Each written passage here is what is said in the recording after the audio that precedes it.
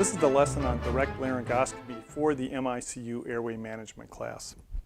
Well, this is the big thrilling moment we're all interested in. We talked about airway evaluation, we talked about being prepared, about the medications and stuff. And now, okay, so it's time to put the tube in, okay? We've masked, we've done everything, we have everything ready, so now let's talk about what makes for a successful intubation.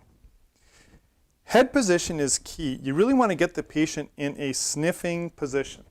So a sniffing position like this. The idea is to range their head as much as possible so you have the straightest possible axis into the trachea. I'm going to do the exact opposite. What happens if I put my head back like this? All right, now, I mean, there's just no way. I mean, in addition to having many double chins here, there's no way I'm going to get in this way. This is the worst possible position. This gives me the best possible position. That's how you want to get in the sniffing position. So my head is forward like that. And likewise, you want to get them in a good position. Now, a lot of times if people have a big BMI, you need to sort of ramp them up. You need to build up their shoulders and build it up. Whatever you have to ahead of time to get their head in good position, the better the head position, the less skilled you have to be in laryngoscopy. And you want to have everything working for you, okay? So you see how I've got this in a really good position, whereas something like this would be, the exact wrong position. So head position, very, very key thing. Curved blade or straight blade? Well, you can intubate with either. With the curved blade, of course, we're going to go down and we're going to lift up in front of the epiglottis. Whereas if we had a straight blade, we would go and actually lift the epiglottis itself. Now, a mistake so many people make, I'll show you the close-up here, is they really don't get to the side. They really don't get to the side. They sort of stay in the middle. And then when they try to look, see how the tongue will just kind of slide over? The tongue's very wet. And the tongue will slide over, and now you're not getting much of a view at all. So I get his head in good position. By the way, obviously in these and all things I would have gloves on. But just for the teaching purposes and not to create a lot of waste. But obviously you would have gloves on anytime you do this procedure. So I can either get the head in good position like this, or I can scissors the mouth open. Notice when I scissors the mouth open, I go like this. It's surprising how many beginners you see will go like this. There's not much, you can't really generate much energy that way. You scissors the mouth open like this, scissors the mouth open, and put the laryngoscope to the right of the tongue. Put it way to the right. Again, in beginning mistake land, you sort of put it in the middle and the tongue is always sliding over, getting in your way. Put this really all the way to the right. You put it all the way to the right and then lift along the direction of the handle. Notice I'm lifting along the direction of the handle. This keeps me away from the upper teeth and affords me the best view. If I crank back, you hear that clicking sound? I'm clicking against the teeth. Plus, if I crank back, I'm actually cutting off my view. So let's say I have a pretty good view. Here's a little larynx here. I have a pretty good view, but if I crank back like that, you see how I've just blocked off my view? I got a pretty good view. If I crank back, I've not only damaged the teeth, I've cut off my own view. So once you get the view, and again you lift, you might have to come back a little, the epiglottis pops down, and then you lift again. Now, I usually try to come in from the side a little bit so that I don't obscure my view. Slide it through the cords. Do you need to have a stylet? I would argue that you do. Some would say you don't always need it, but I think it's a good idea to have a stylet. You need to have just enough nature to be able to make that turn. You don't want to be going boink, boink, boink. Remember, every time you go, that's friable mucosa down there. It's very delicate vascular stuff.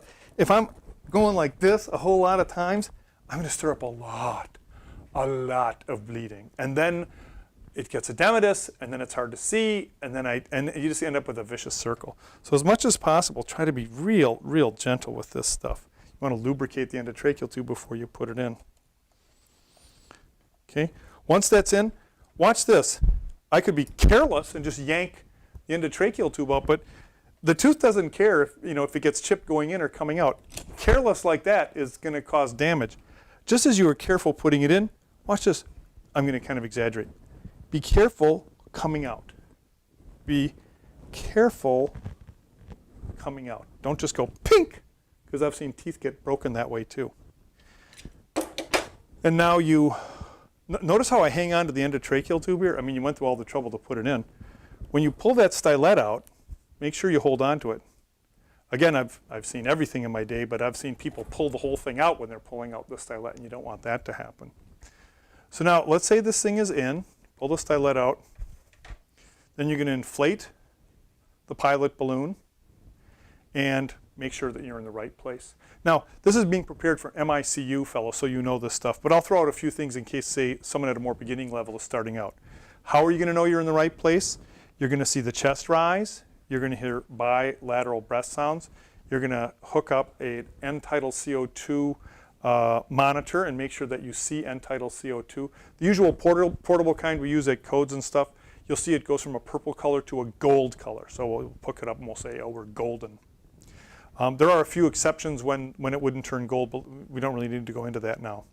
So you make sure you're in the right place and then hook up your ventilator.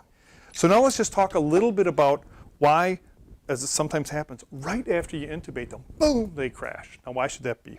Well, a couple reasons. First of all, with your first positive pressure ventilation, if someone's volume status is pretty marginal, you've just impeded their venous return. You've just gone from the normal mode of ventilation, where the patient has their own thoracic pump pulling the fluid up for them, to now a positive pressure thing, where suddenly we're impeding their venous return. And patients will sometimes crash with that. When you induce, people do give medications, and that's actually the subject of another talk, but the different medications are, to various extents, depressants. So you give a depressant, now you impede venous return, and surprise, surprise, the patient crashes. And a final one is a little more nebulous, but kind of easy to understand. If you're intubating someone, they're obviously in trouble. I mean, surprise, surprise. So someone might be in a very high adrenergic state. Their sympathetic system is really going crazy because they're hypoxic and they're in a bad way and stuff. Now you relax them, you give them a sedative. Suddenly they're not in distress. Now they're not worried anymore because they're unconscious. And it's almost as if they were on an epinephrine drip, and then suddenly the epinephrine drip is turned off. Suddenly that high adrenergic state is gone, and boom, their pressure crashes out. So that's one thing to be very aware of. We don't do things in boxes. Okay, I intubated him, that's good. It's all one thing. So you have to be aware when you intubate, then you might get a big hemodynamic fall. Be aware as well that a lot of these people we're going to intubate are people who have heart disease. And just as you can crash them out one way, you can crash them out the other way too. If you're nervous about someone and you don't give enough medication to blunt the sympathetic response to intubation, right after you intubate them, surprise, surprise, the heart rate goes up, the blood pressure goes up, and now you might push the person into ischemia land. So very much a part of intubation, we're not just intubating devices. Part of intubating is being aware that I might crash this person on the downside and I might stress this person on the upside because this is a very, very sympathetically interesting time when you're intubating someone. I'm going to show you on the mannequin a few things you can do if things don't go right. So in a perfect world, you get them in a perfect position, you put the laryngoscope in, you get a great view, tube goes in, life is good. But life doesn't always work out that way. So you might go in and you don't have any view at all. So what do you do in that case? What do you do when you just don't get any view at all? Well, first I'm going to show you the wrong thing to do. The wrong thing to do is to keep trying to get that tube in. That's going to cause bleeding, edema, it's going to be a nightmare. Maybe you can't even get it. The next person that comes along is going to have to handle this nightmare. What you want to do is if things don't go right, first of all, buy yourself a little time. There's an old saying, you don't have to intubate, you only have to ventilate. Pull the laryngoscope out, give them some mask ventilation. Again, the importance of mask ventilation. There, now you've got the patient resaturated. Now, the whole idea is change something. Don't reinforce failure. If I have the exact same head position, exact same blade, and exact same practitioner, Do I really think things are going to change? No. I mean, I'm just reinforcing failure. Change something. Put their head up more. Get a different blade. Get a different person. Never be so proud. Never be so proud to not ask for help. Ask for it. Look, something, I can't see it very well. I don't know how many times I've done it. Someone else comes along, boom, they get the tube in right away. I would rather swallow my pride than hurt a patient. So change something, and that includes change the blade, change the head position. Most often head position is what does it for you. You change the head position and life gets better. Do something different. Don't reinforce failure. You might also want to, if you've really exhausted your efforts at this stuff, then go to something else. Go to an LMA or go to a fiber optic. This is review. Good head position.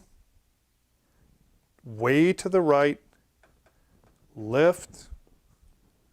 The epiglottis comes down. Lift again and put the tube in. You notice this isn't a muscle affair. This is not a strongman contest. If the idea is to do this with technique. See, I can do this with just my thumb and my finger. If you get it to the right, and then just lift a little, that really helped. I'm going to do one last trick for helping you out. Actually, two last tricks. Let's say I can't quite get the view. Sometimes this helps. You reach up with your hand, your right hand, and you push down. A lot of times this will bring the cords in your view. The cords will tend to, if anything, run away. They'll run away anteriorly. And sometimes you can reach and push down and get it into view. When you do that, obviously you're going to reach away to get the endotracheal tube. That's when you ask someone, hey, come over here, put your hand just like this. And have them put their hand just like that, and that will allow you to put it in. And now the final trick that helps a lot of times, and that is use of an intubating bougie. The thing that gets us most often is the fact that the cords are just a little too anterior. We just can't quite make it up there, okay? And that's where the bougie really comes in handy. You see this little tilt up here? It goes like this, and then I'm exaggerating, it tilts up.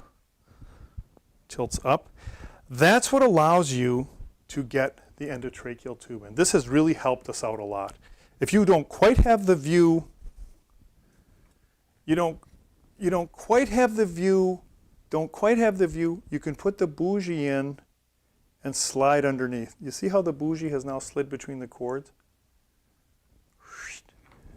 I'll show you how that works. Obviously you can't have the stylet in when you're going to have the bougie. So let's see how that works. Good head position, all the rest. I put the laryngoscope in. I just don't quite have the view that I want in spite of all the, I've done all the right things. So then I take my bougie, slide that in, put that through the cords, and then once this is through the cords, I can slide the endotracheal tube down it. Now, I like to keep the laryngoscope in to make sure I can follow this all the way in. Make sure this thing goes all the way in there. So that way you don't bounce it out. But the bougie is a great device and should always be around whenever you're planning on direct laryngoscopy. I try to emphasize to people, especially when they're first learning, using the bougie is not a crutch. It's not a sign of weakness. If you need the bougie, use the bougie. The bougie's there for a reason. The day will come when maybe you don't need a bougie, but if you ever need it, I'd much rather have you use the bougie and have the endotracheal tube in than to not use the bougie and be turning to me and making a long explanation. So bougie, very, very handy device. All right, that concludes direct laryngoscopy for the MICU Fellows Airway course.